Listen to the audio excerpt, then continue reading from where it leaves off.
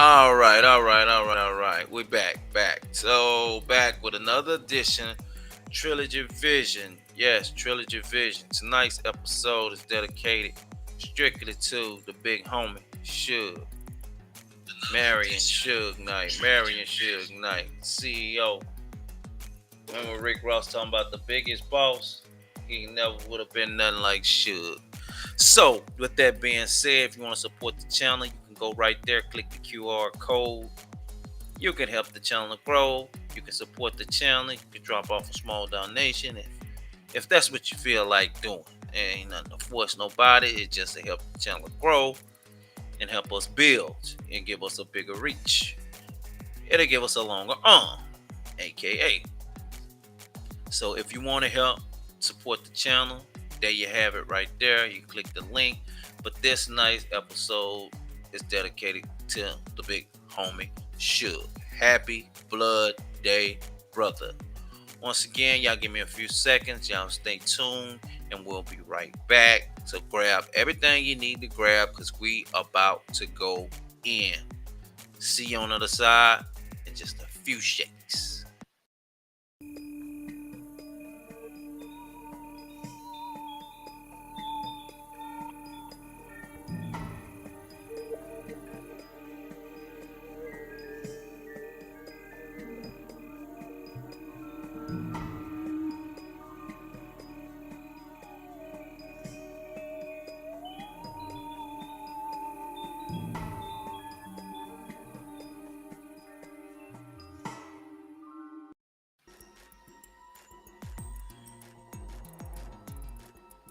Yep.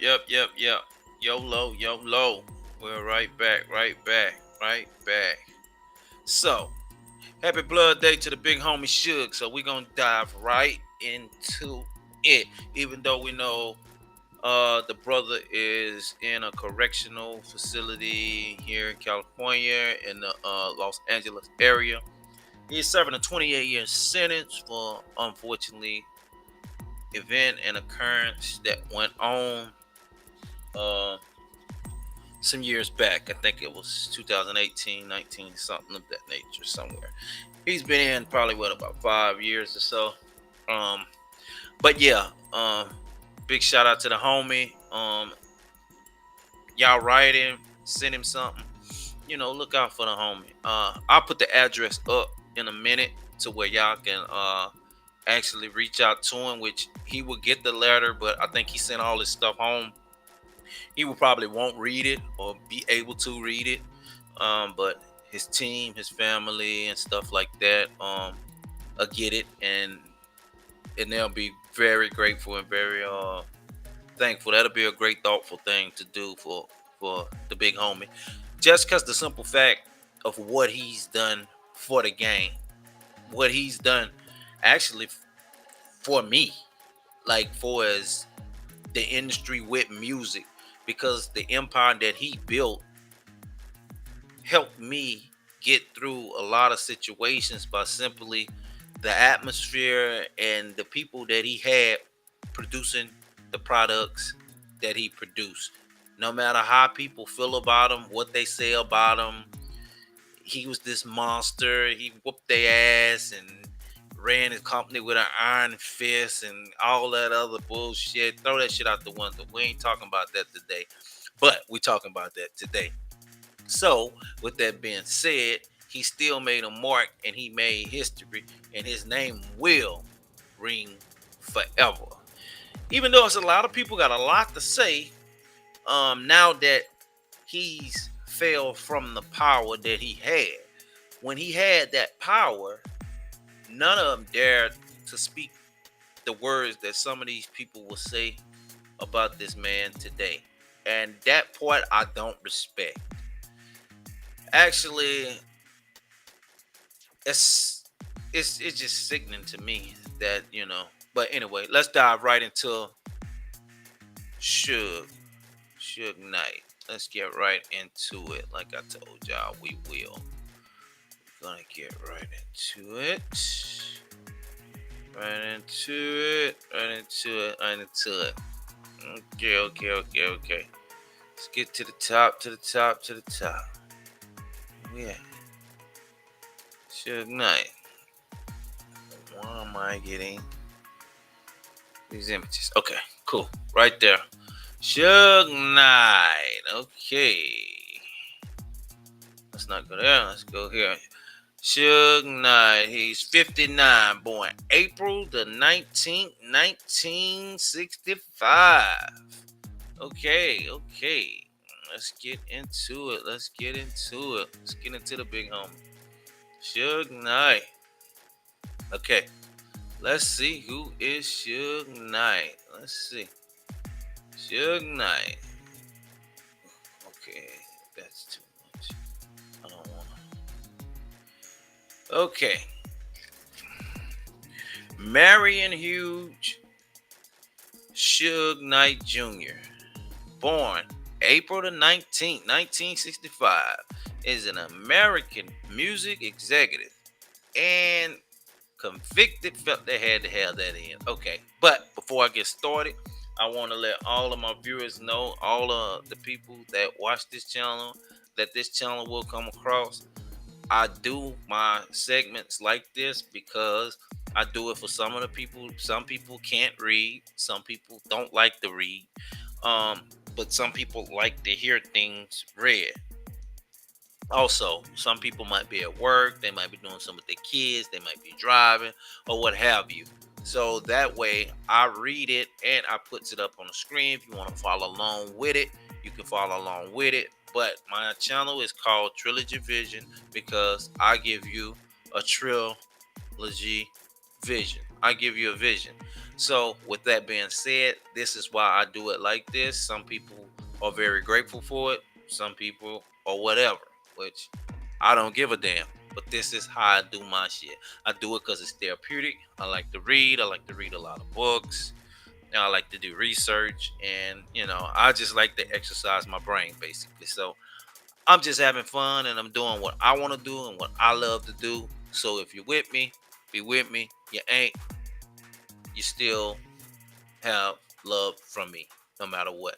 So let's start it back over. Let's see who is Suge Knight. Today is his birthday, of course. So we're doing this very special segment for Suge. All right. Marion Hughes Suge Knight Jr., born April 19th, 1965, is an American music executive and a convicted felon who is the co-founder and former CEO of Death Row Records. Knight was a central figure in gangster rap's commercial success in the 1990s. This featured is, well, I guess it's featured. This feature is brought to the record label's first two albums released, Dr. Dre's The Chronic in 1992 and Snoop Dogg's Doggy Style in 1993. Knight is serving a 28-year sentence in prison for a fatal hit and run in 2015. Prior to finding Death Row Records, Knight played college football at UNLV as a defensive end. He would briefly play in the NFL for the Los Angeles Rams as a replacement player during the 1987 NFL player strike. In 1995, Tupac Shakur, serving a prison sentence of up to 4.5 years for a sexual abuse conviction, Knight struck a deal with Shakur that October, posting his $1.4 million bail and freeing him from prison, pending an appeal of his conviction, while signing him to Death Row Records in 1996. The label released Shakur's greatest commercial success, All Eyes on Me. That September, after departing a Mike Tyson boxing match in Las Vegas, a group that included Knight and Shakur assaulted Orlando Anderson, a Southside Compton Crips gang member. 3 hours later, someone shot into the car that Knight was driving, injuring Knight and fatally wounding Shakur. Dr. Dre left Death Row Records shortly before Shakur's death, followed by Snoop Dogg 2 years later.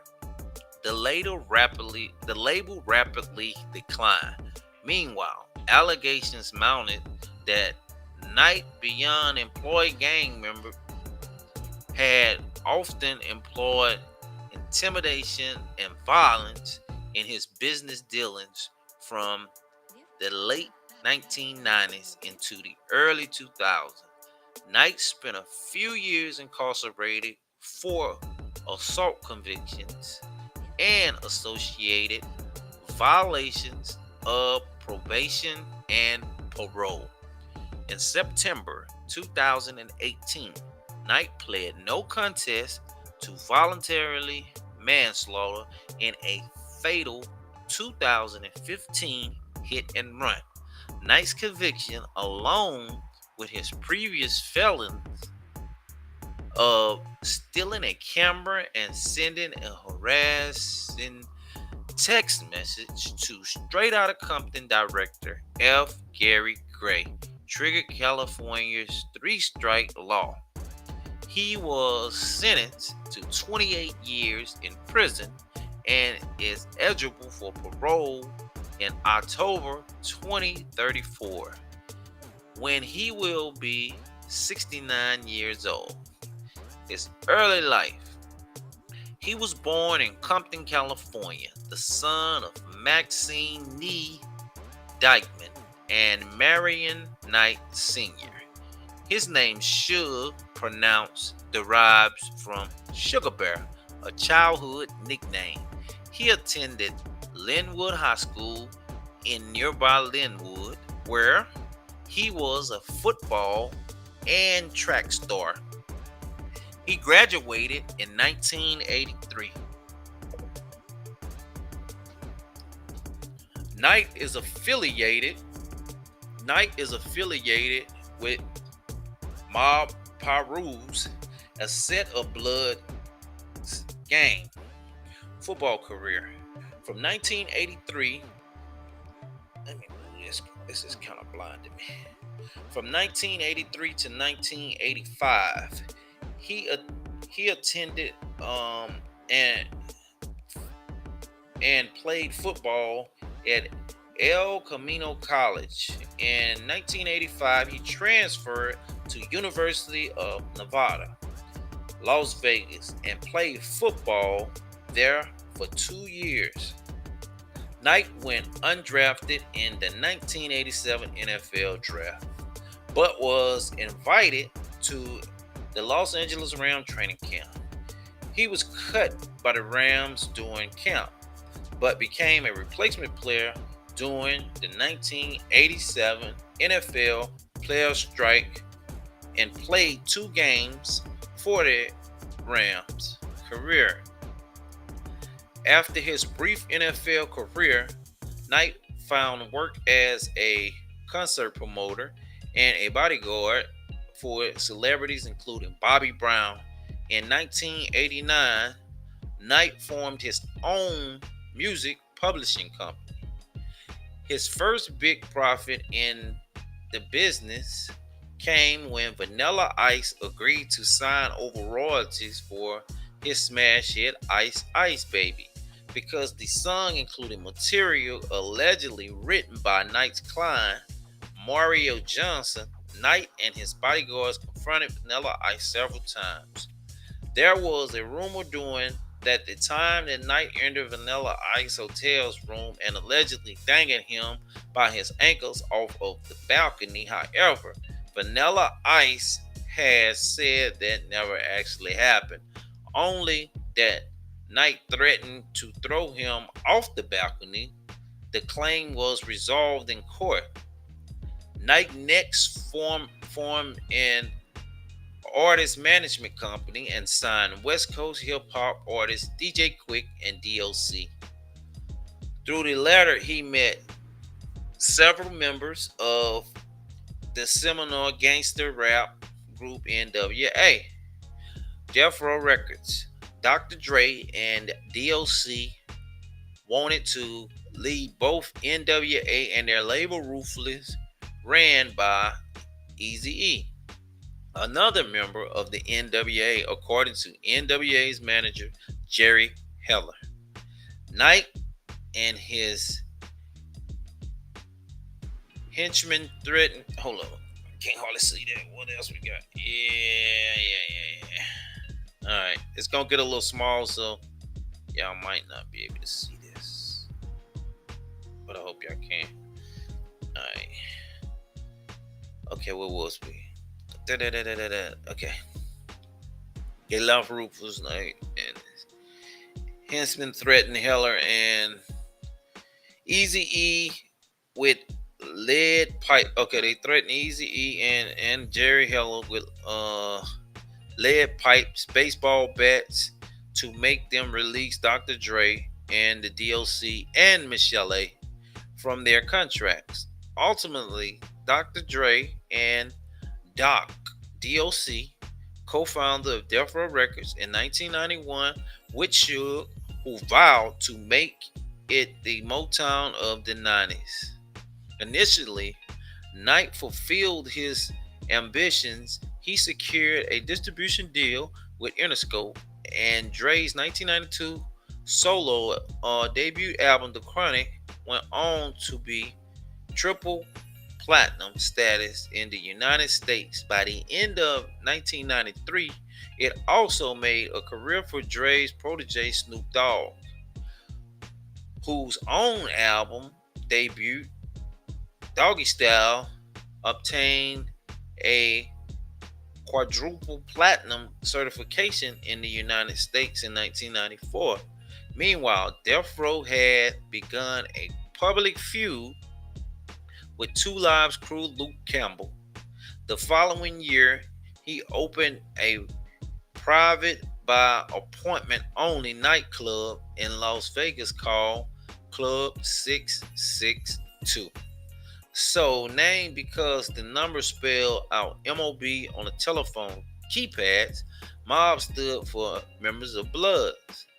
In 1995, he ran afoul of civil rights activist C. Dolores Tucker campaign against gangster rap, whose criticism of Death Row glamorized of the gangster lifestyle may be helped scull a lucrative deal with Time Warner, Tupac Shakur, MC Hammer, Dr. Dre, and the Death Row label.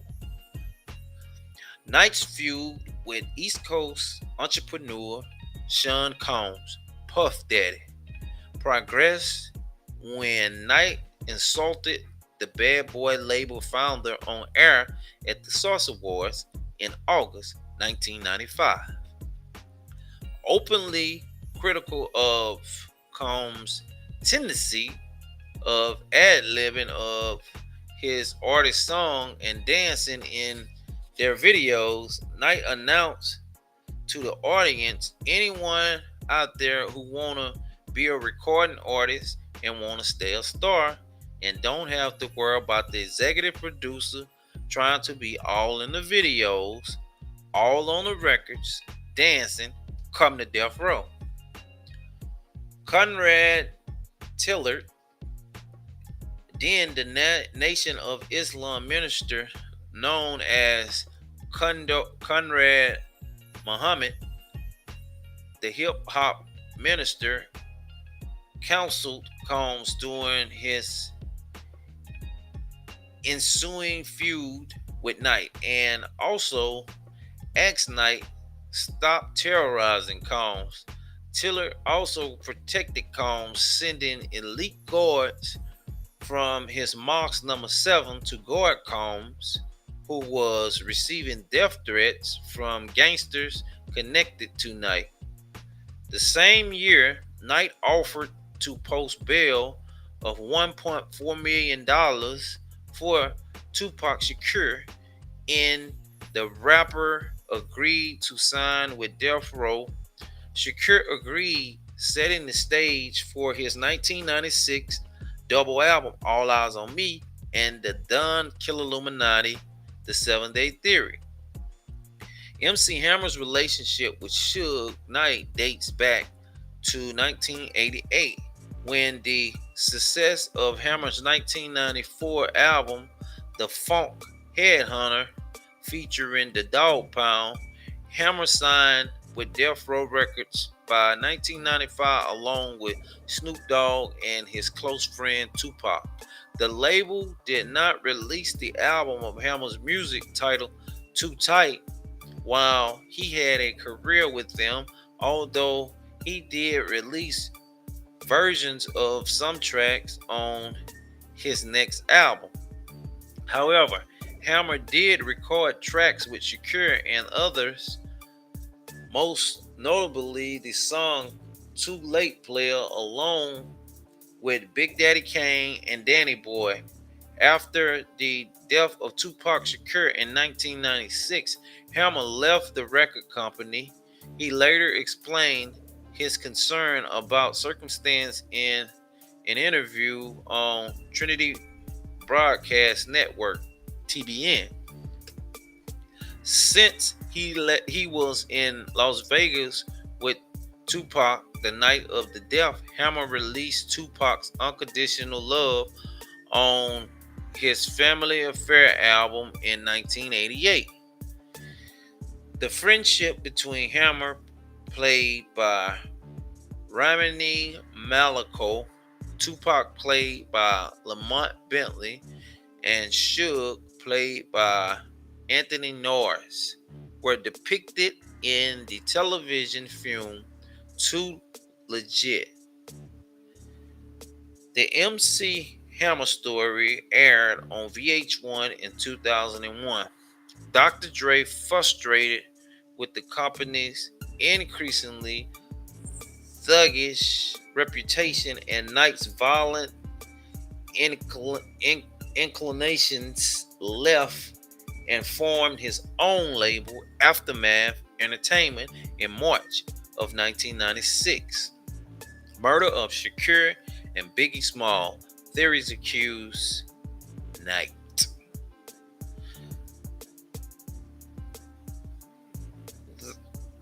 Though never changed by any prosecutor of any involvement, Suge Knight has been the subject of the theories in the popular culture about the murder of the two well-known artists. Tupac Shakur was shot 4 times in a drive-by shooting in Las Vegas, Nevada on September 7, 1996, and died 6 days later on September 13th. When Shakur's East Coast rival, Notorious Big, aka Biggie Smalls or Biggie, was murdered in a similar drive-by shooting in Los Angeles, California on March the 9th, 1997. Speculations arose that Knight was involved and that Biggie death was a revenge killing. Former Death Row artists, including Snoop Dogg, also later accused Knight of being involved in Tupac's murder. Ex-detective Russell Poole conjectured that Knight had Tupac killed before he could part ways with Knight's label, and then conspired to kill Biggie to divert attention from himself in the Tupac's case. The Biggie murder theory implicated Knight, a Ruach cop, and a mortgage broker named Amir Muhammad, who was never a police suspect, along with the chief of police and the LAPD in the conspiracy to murder and cover up the murder of Biggie theory with Kevin Hackey. Hackey had implicated Knight and David Mack. Hackey, a former Death Row associate, said that he had knowledge of Biggie's death, but Hackey later told Los Angeles Times reported Chuck Phillips that the Wallace attorneys had altered his declarations. The suit brought by the Wallace family against the city of LA based on Russell Poole's theory was dismissed in 2010. In 2005, Chuck Phillips of the Los Angeles Times reported that another source of the theory of Biggie's murder implicating Muhammad Mac Knight and LAPD was a system shit whatever man, so it's psycho some shit whatever man known as a Psycho Mike, who was confused to hearsay and memory lapses and falsely identified Muhammad John Cook or Brill's content, noted that Phillips' article demolished the Poole surveillance theory of Biggie murder. Around the same time, Phillip wrote a LA Times two-part series titled Who Killed Tupac? Into the murder of Shakur and the events surrounding it based on the police affidavit, court documents, and interviews. And LA Times stories indicated that the shooting was carried out by a Compton gang called the Southside Crips to avenge the beating of one of the members by Shakur a few hours earlier. Orlando Anderson, the Crip whom Shakur had attacked, fired a fatal shot. Las Vegas police discounted Anderson as a suspect after questioning him once briefly. He was later killed in what police say an unrelated gang shooting. The article implicated East Coast music figures including Biggie, Shakur's nemesis at the time, alleging that he paid for the gun before their own deaths. Biggie, his family, and Anderson denied any role in the Shakur murder. Biggie's family produced documents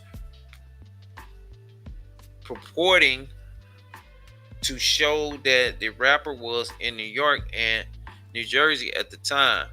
The New York Times called the documents inconclusive statement. The pages purport to be 3 computer printouts from Daddy's house, indicating that Wallace was in the studio recording a song called Nasty Boy on the afternoon Shakur was shot. They indicated that Wallace wrote half of the session was in and out Saturday around and laid down a brief shorthand for the reference vocal, the equivalent to a first take, but nothing indicates when the documents were created. And Louis Alfred, the recording engineer listed on the sheets, said in an interview that he remembered recording a song with Wallace in the late night session, not during the day. He could not recall the date of the session, but said it was likely not the night Shakur was shot. We would have heard about it, Mr. Alfred said. Mark Duvauc'isn, an editor at the LA Times, wrote in an opinion piece in the Rolling Stone that Phillips' account had withstand attacks to its credibility. However, the LA Times printed a full retraction of the 2 series and released Phillips shortly thereafter during a wave of layoffs. In Tupac, Before I Wake, a documentary by Tupac Shakur bodyguard, he and Kathy Scott, author of The Killing of Tupac Shakur and the Murder of Biggie Smalls, said that Knight would have would not have placed himself in the path of the bullet he knew was coming. On her website, Archive Letters, Scott responded to a reader of the book stating that she felt there was never evidence to link Knight to Tupac's murder. Scott also told CNN that theory doesn't even add up. Open fire on my car, but not to hit me. A 2006 law enforcement task force probe in Biggie's murder, which included the LAPD detective Greg Caton, including the murder of Shakur. In his 2011 self-published book, Murder Rap, Caden wrote that Dwayne Keefe D. Davis, a member of the Southside Crips street gang, gave a confession years later saying he rode in the car used in the Las Vegas shooting of Shakur. The Crips said that he had been offered $1 million by an associate Bad Boy Records to kill Shakur. Caden, whose name Sean Combs as having to be involved in the conspiracy, also wrote that a bounty was offered to Suge Knight murder. While in Las Vegas, Caden book stated Davis and a fellow Crip crossed paths with the BMW carrying Knight and security. Fatal shots were fired by Orlando Baby Lang Anderson, who sat on the side of the car closest to the BMW. Caden alleged that Knight hired Waddell Poochie Faust to kill Biggie.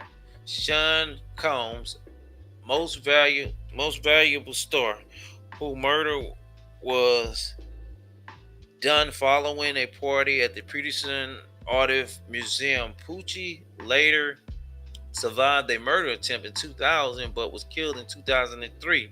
Charges were never brought against Faust or Knight. The task force disbanded for reasons of internal affairs.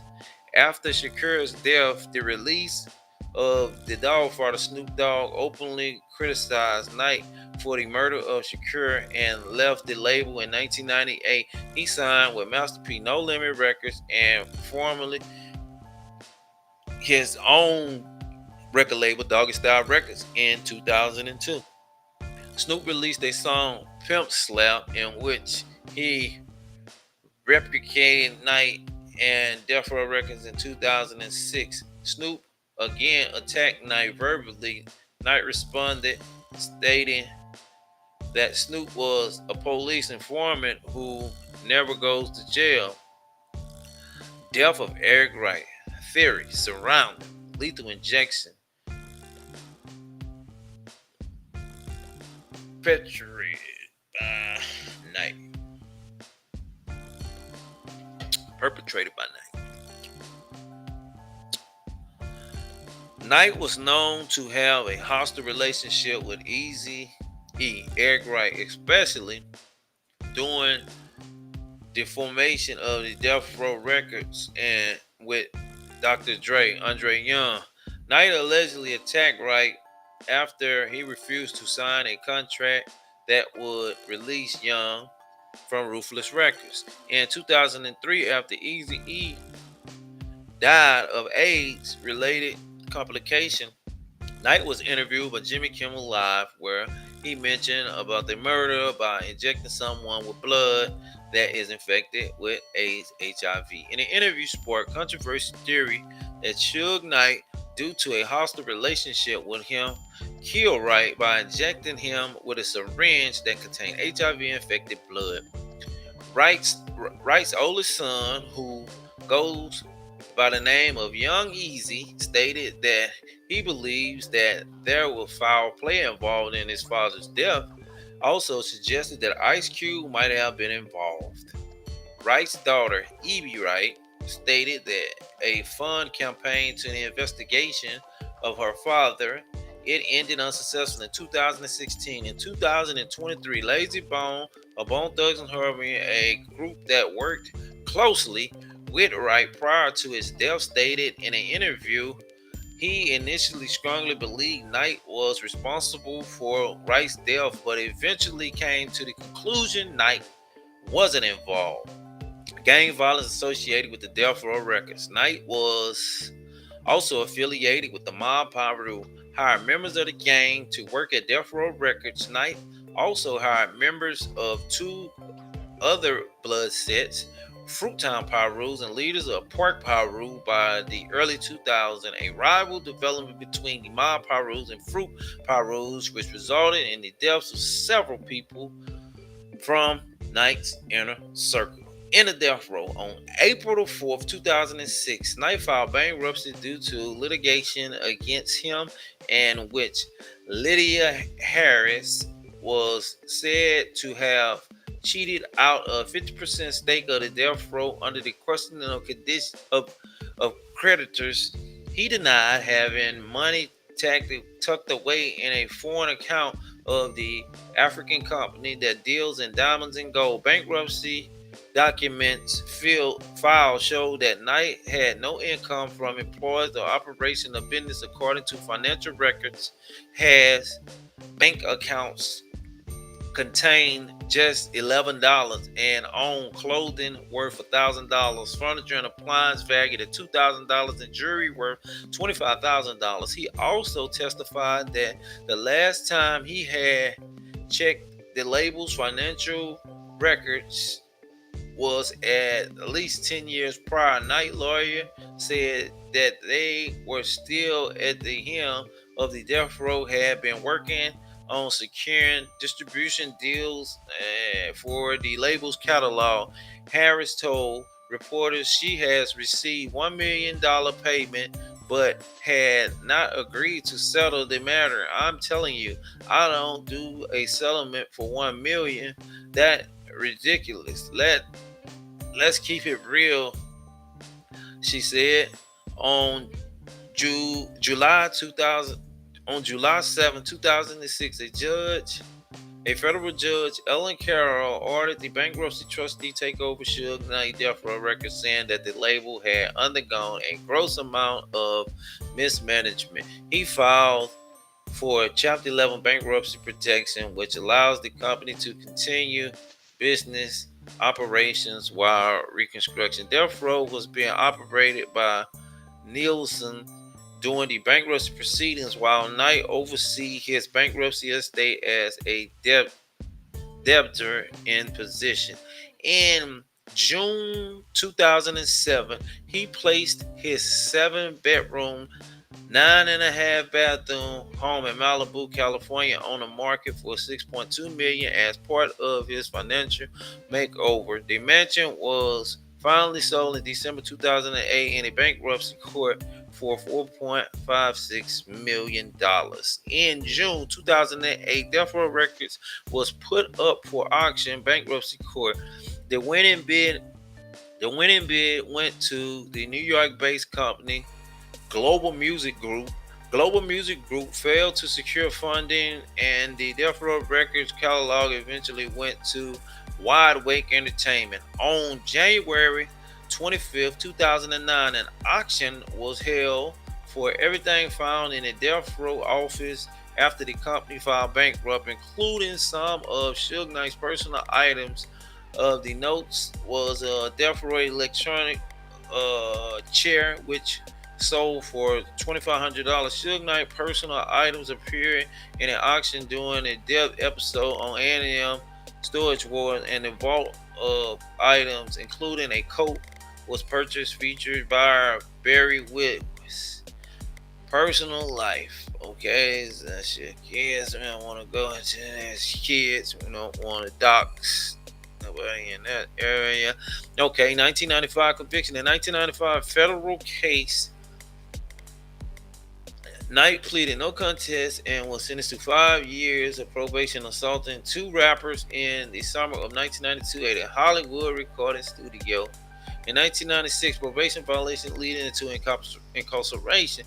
On October the 22nd, 1996, Knight was sent to a jail pending hearing on a probation violation that happened in September 7, 1996. Suge Knight and his death row entourage, including Tupac Shakur, attacked Orlando Anderson, a Crip member. Knight was then sentenced to 9 years in prison on February the 28th, 1997 for the probation violation, but was granted an early release and was let out of FCI Sheridan on August 6, 2001.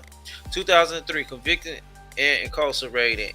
In 2003, Knight was sent to a prison again for 10 months for violating probation that he struck a parking lot attendant. Death Row's income rapidly declined during Knight's recurrent incarceration. In 2006, dispute with Snoop. In 2006, Knight was engaged in a dispute with the former friend and ex-associate Snoop Dogg, insulted him in an interview in a Rolling Stone magazine. 2008, altercation and gang accusations. In January 2008, it was stated by the police that Knight was one of the members of the mob Pop Rule in a crackdown by authorizing in the city of by authorities in the city of Compton on May 10, 2008. Knight was involved in an altercation involving a monetary dispute outside of a nightclub, Shag, in Hollywood. He was unconscious for 3 minutes at the hospital. He did not cooperate with the Los Angeles Police Department. In 2008, bankruptcy. As part of in October 30th, 2008, bankruptcy claim, Knight also filed a lawsuit. Kanye West and his associates, the associates concerned in August 2005 shooting at the West Pre-Video Awards party where Knight was wounded by gunshot to the upper leg. In 2009, altercation. In February 2009, Knight was taken to a Scottsdale Healthcare Osborne to be treated for facial injuries that he received in an altercation at a private party in the W Scottsdale Hotel where Knight was punched. 2012, arrest. On February the 8th, 2012, Knight was arrested in Las Vegas after police found cannabis in the car and several warrants for prior traffic violation. 2014 shooting. On August 24th, 2014, Knight was shot and at a pre-video award party hosted by Chris Brown at the West Hollywood Sunset Strip. Although shot 6 times, he was able to walk from the venue to the ambulance. His injury required surgery. Evidence from close concurrent television CCTV footage showed that Knight was the intended target of the shooting. Knight was released from the hospital on August 27. Friend Keith Middlebrook told the New York Daily News that Knight returned home with the intention to heal up in a few days and be stronger than ever. Knight refused to cooperate with the law enforcement on a matter. Party attended Jeezy later and the Breakfast Club that he would have been shot had he not have been pushed out of the way just prior to the shooting. Prosecution on charges and robbery in 2014 present. On October the 29th, 2024, Knight and comedian Cat Williams were both arrested and charged with second-degree robbery in connection with an alleged theft of a camera from the paparazzi photographer the previous month in Beverly Hills, California. While in jail, doctors found a blood clot in Knight's lung. Both Knight and Williams pled not guilty to robbery. In 2016, the robbery trial was delayed until the resolution of the unrelated murder trial. Prosecutions on charges and voluntary manslaughter 2015 to 2017. On January 29, 2015, Knight crashed his car into two men, killing Terry Carter, his friend and co-founder of Heavyweight Records, and fled the scene in Compton, California.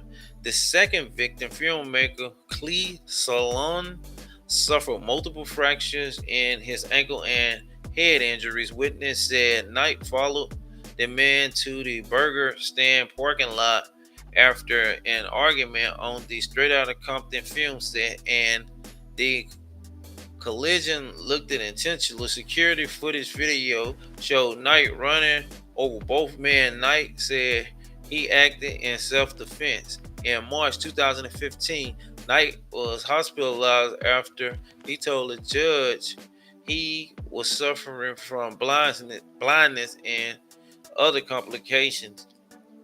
Knight fired attorneys handling his murder case and said he was receiving inadequate medical treatment while in custody. The same month, a court set the bail for his release for $25 million. Knight collapsed in the court shortly after the bail settle was announced. On April 16, 2015, Knight bail was reduced to $10 million.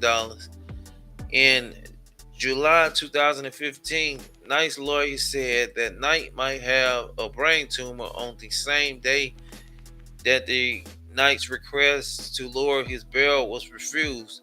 In January 2016, Knight changed counsel in the murder trial for the fourth time. In May 2016, three attorneys replaced the two hired early in the year. In 2016, the judge denied Knight's motion to reveal the identities of several key prosecuting witnesses, citing Knight's long history of violence. Knight became emotional and after ruling stated that because of his health problems, he will die in jail. In March 2017, Knight was hospitalized suffering from blood clots, a condition that had been affecting him for 2.5 years. By that time, Knight's hospitalization delayed his trial to September 2018. When September arrived, Knight pleaded no contest to voluntary manslaughter. The judge sentenced Knight to 28 years in prison, 22 years for running over the victim, and 6 years because it was Knight's third strike under the California three-strike law. As of March 2023, Knight is incarcerated at the R.J. Donovan Correctional Facility in San Diego and will not be eligible for parole until October 2034. Prosecution on charges and threatening death 2017. In 2017, a grand jury indicated Knight on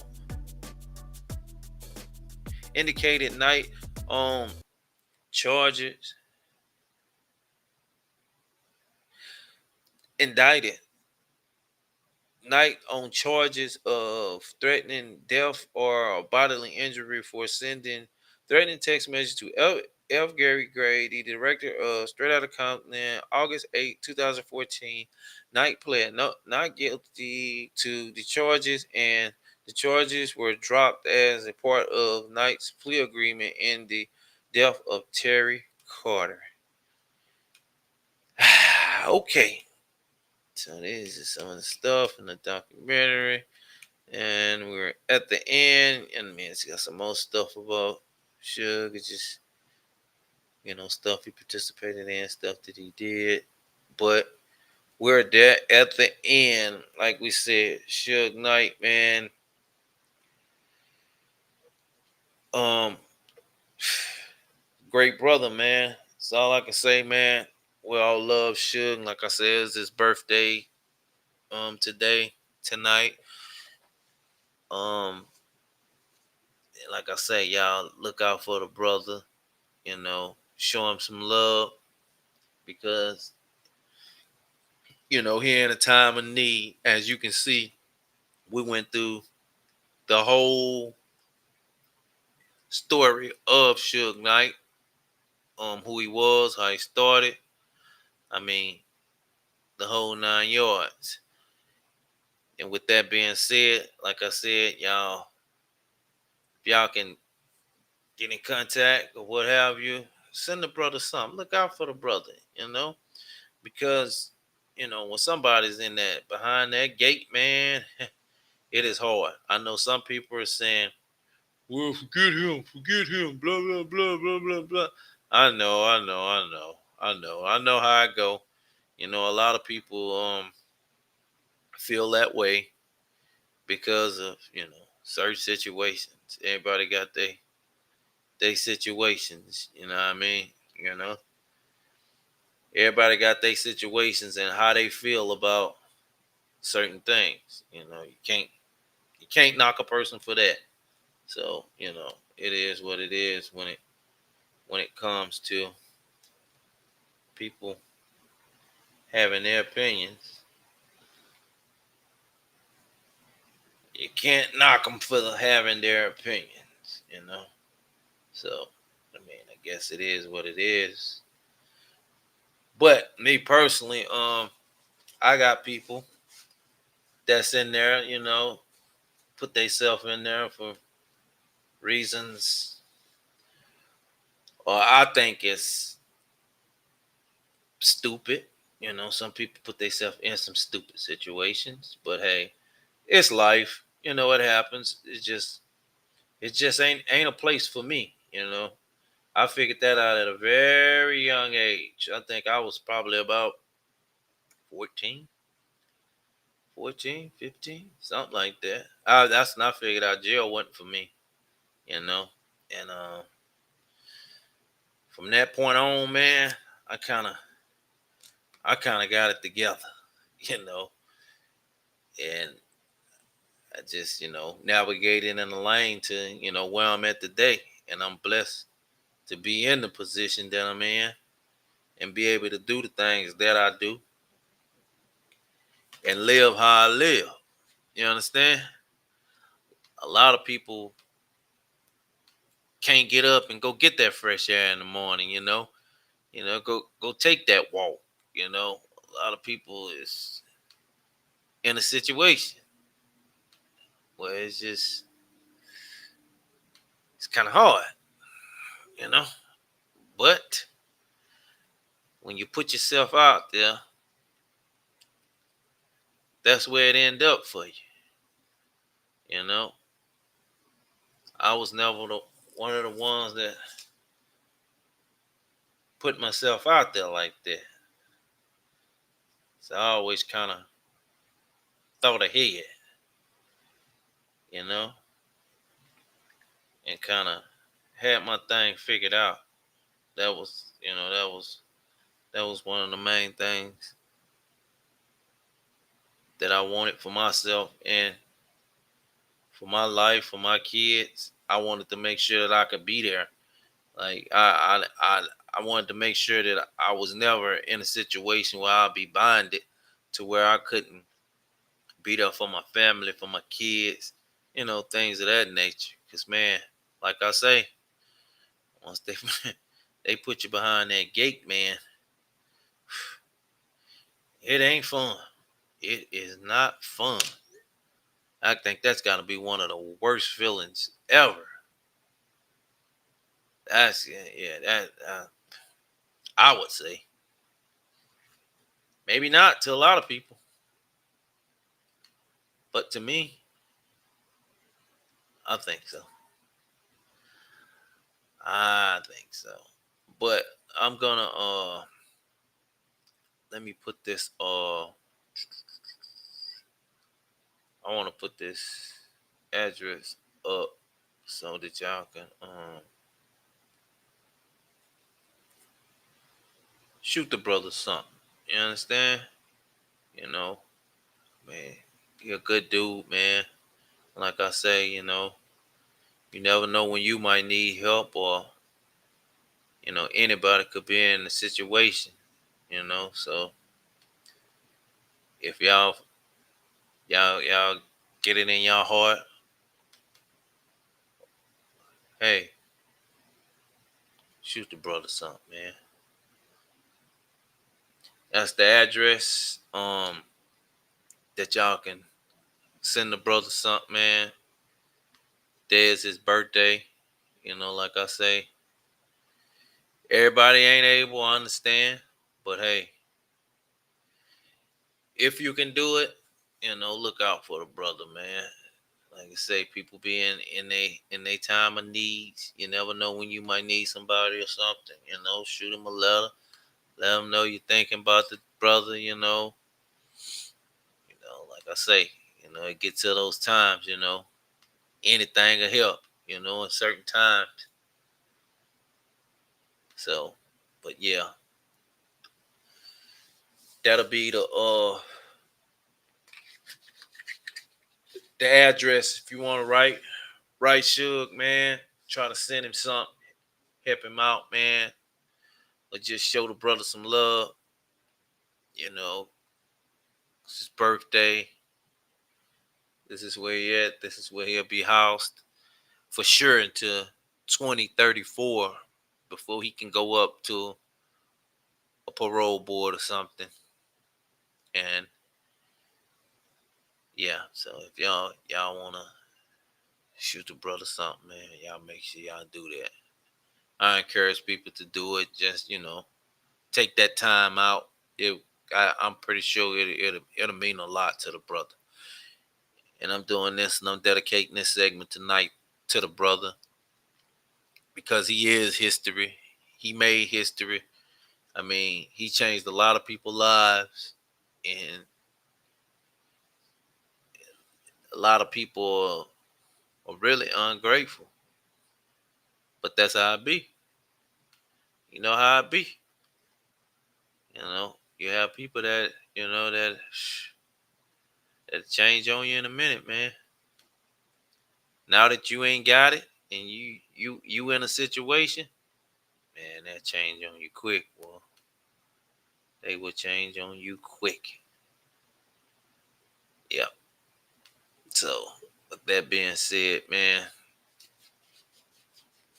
I'm gonna let that sit up there for a little minute, just for y'all to send him something,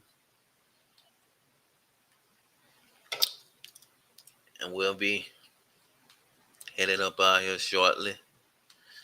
And I just appreciate everybody for stopping by, watching, tuning in, liking, sharing, subscribing, the whole 9 yards.